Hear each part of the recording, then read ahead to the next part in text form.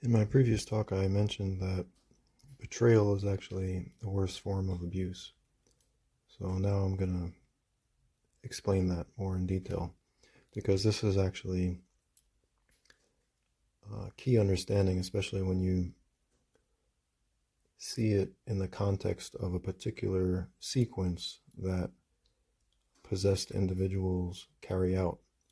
They're literally slaves to sin in a particular way. There's actually a playbook, a sequence that they all follow. And the core of it is betrayal. But in order for the betrayal to be carried out, there needs to be a certain sequence.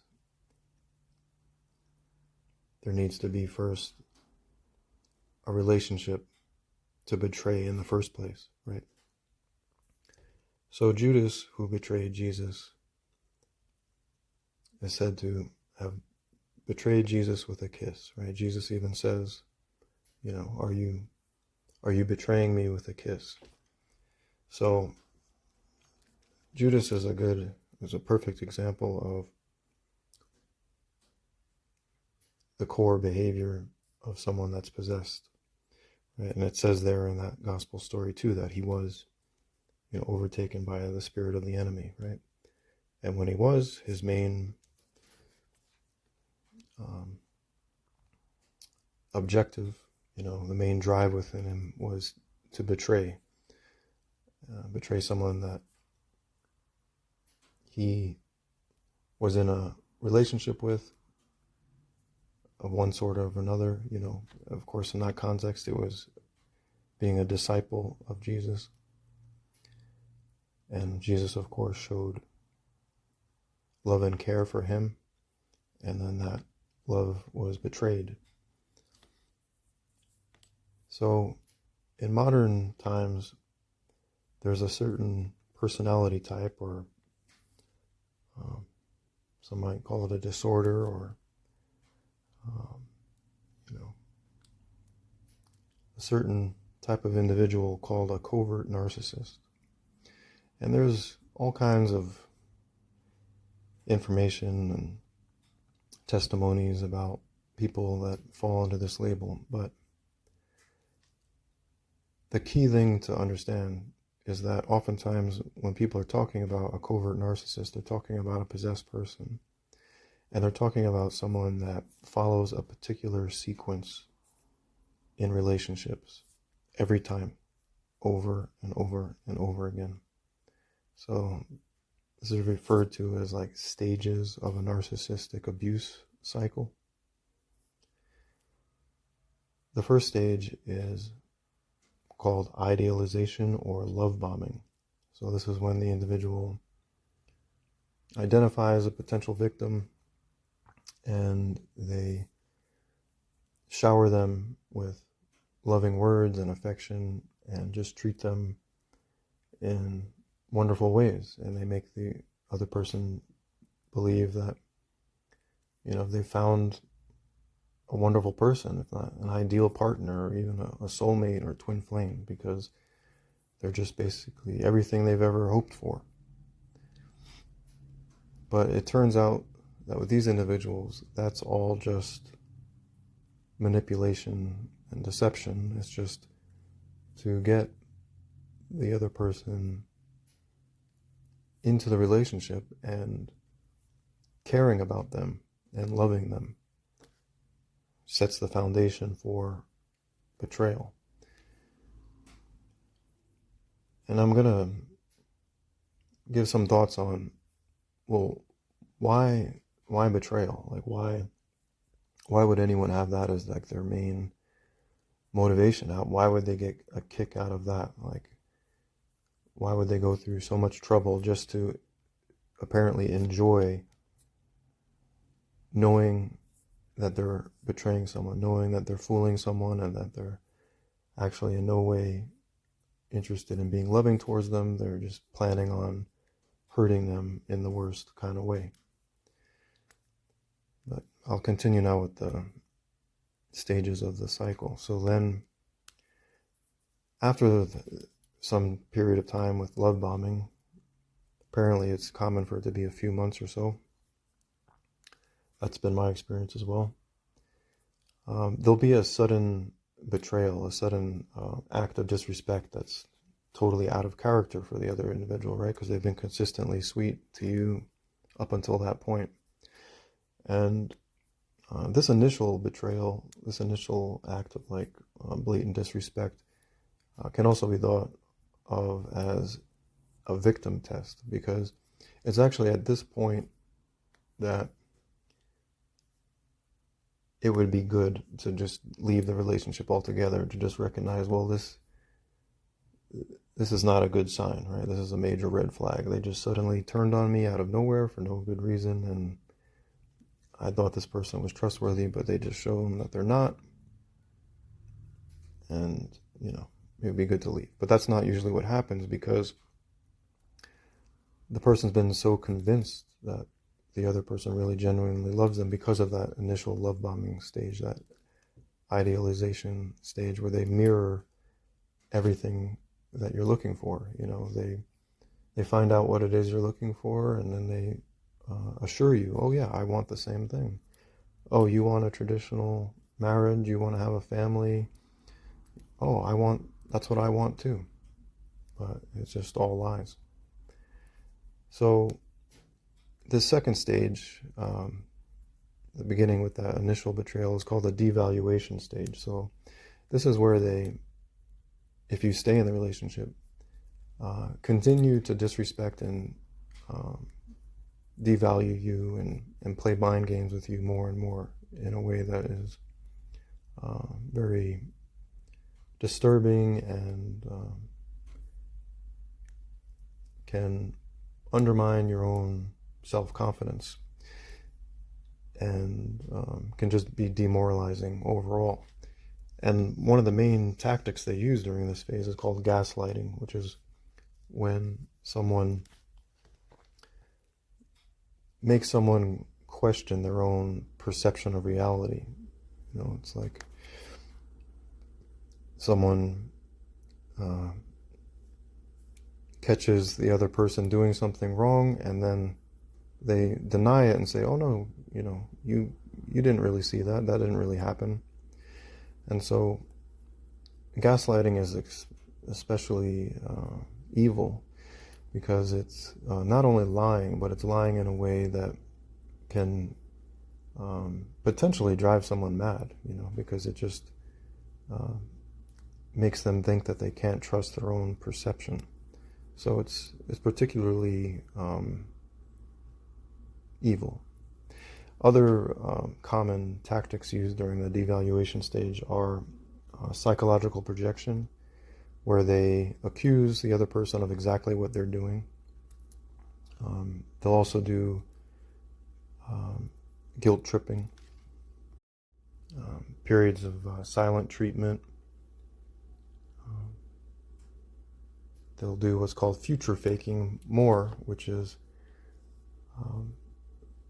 reassuring that, oh yeah, no, I'm going to, you know, I'm interested in the same future you are, or, you know, oh, I will make this change, you know, yeah, I promise I won't do that again.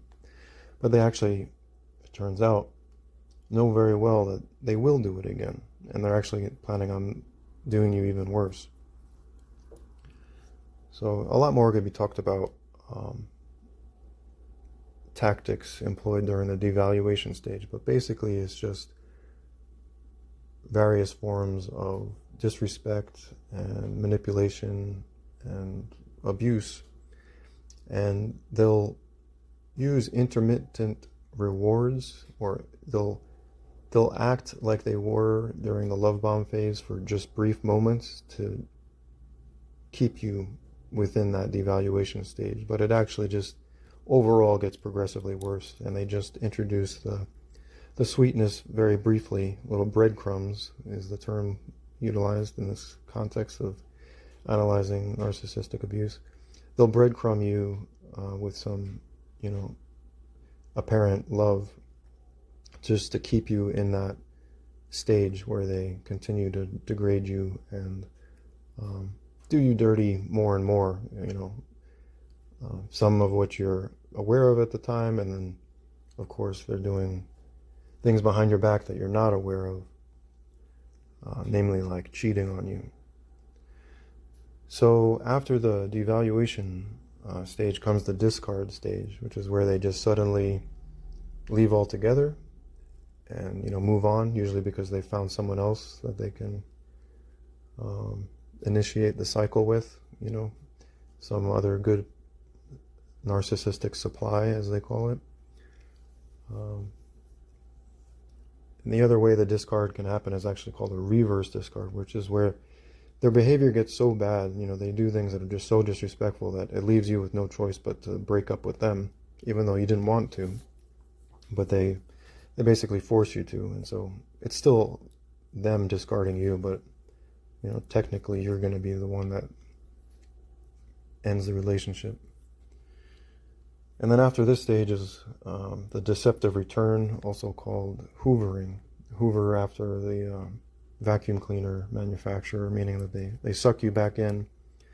And they do this by, claiming that they've changed, they apologize, they insist that they love you. They'll say, oh, I'm going to therapy, you're the only one for me, I want to spend the rest of my life with you. So all, future faking and false reassurances that they've really learned their lesson and they regret what they've done, and you can trust them this time. It's going to be different this time. And so if you do go back, what will happen shortly thereafter is that you'll find yourself right back into the devaluation stage. They're just going to start mistreating you again, and throwing in those little intermittent acts of apparent love to keep you hooked, and that'll continue to another discard, and that will just keep going on and on for as long as you stay within it. And so this is the playbook, and this is how the spirit of the enemy is very limited, actually. Like, that's why the phrase slave to sin is appropriate. Like, they don't actually, someone possessed doesn't actually ever leave this sequence. They just go on from one person to another, or do it to multiple people at the same time. And so if you can recognize the sequence, if you're aware of the sequence, if you're educated on the sequence, and then you can observe it objectively, then you know who you're dealing with, right? And I'm not surprised that this is not common knowledge, right? Because our world is filled with misinformation and propaganda that is set on disempowering us and leading us away from the truth of Jesus Christ, of Yeshua HaMashiach. And so, of course the enemy wouldn't want us to know his playbook, especially when it's so short and easy to remember, right? That would be detrimental to his operation on the planet, right? All the people that are possessed by this evil spirit would be not able to be so successful in hurting others and destroying their lives if everyone from a young age was made aware. Hey, when someone is possessed by an evil spirit, they do this, they do these stages every time. This is their playbook, this is their sequence. So be alert for that. In particular, the love bomb stage, be alert for that. But it's not common knowledge. And then, even today, when you look up information on covert narcissism, it's few and far between the content that actually hits on this cycle and describes it in a succinct manner. But there are people that have recognized it, because it isn't a complicated sequence, right? It's just a few stages, and it's always the same. So people have recognized it in their own lives, right? If they've encountered more than one of these possessed covert narcissists. And then also when they hear other people talking about it, they say, hey, that sounds exactly like my past relationship. That's wild. It sounds like you're talking about My ex-girlfriend, exactly. They might even, ask, did you know this person? It sounds like, you're talking about this exact person, but it's different people, but it's the same spirit. So that's why they all seem like the people can be interchangeable. So why betrayal, and why is betrayal the worst? Well, I think it's helpful to just think of, in contrast, someone you don't know doing something harmful to you. Like, say you're walking down the street and some complete stranger walks up to you and starts yelling things at you, disrespectful things, or maybe even physically attacks you. Of course, that's not pleasant, and that's not a good experience. But what's worse, that, or say you're walking down the street and you see an old friend, that maybe you hadn't seen in a while, but that you trust 100% and you've shared, intimate times with for many years, and then they suddenly, do something really harmful to you, or they suddenly reveal, like, hey, guess what? When you thought I was like being your best buddy, back in the college days, I was actually, doing all this nasty stuff behind your back. And what would hurt more, right? The stranger or the old friend or the old lover that you confided in and trusted and loved? Of course, it hurts more when it's someone you're close to, right? So that's what the enemy seeks to do.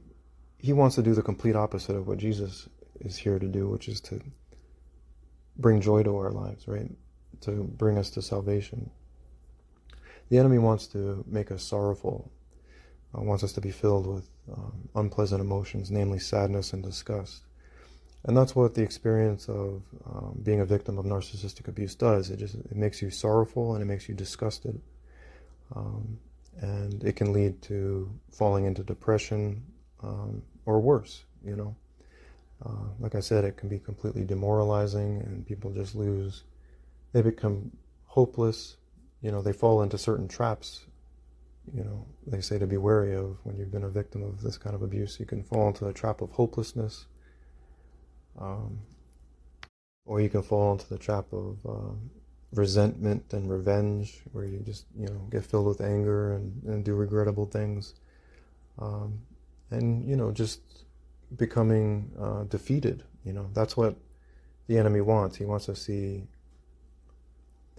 humans defeated rather than victorious, right? And we're victorious by aligning with the will of God, by aligning with the guidance of Heavenly Father and the Holy Spirit, and aligning with the greatest commandments of King of Kings, Yeshua HaMashiach, and answering his callings in our daily life to increase the good and decrease the bad in our lives and the lives of others, right? Empowering, satisfying, rather than disempowering and dissatisfying.